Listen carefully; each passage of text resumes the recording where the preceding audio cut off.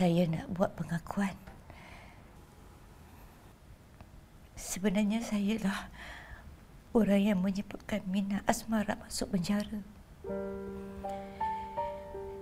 Dan Sal disenarai hitam tak boleh berlaku lagi.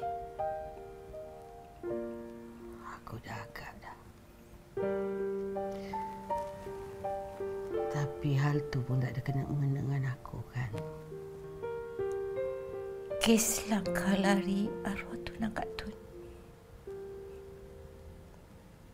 Datuk Badar yang aturkan.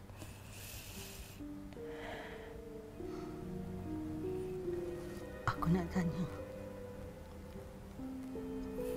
Syasha tu anak kau dengan Datuk Badar ke?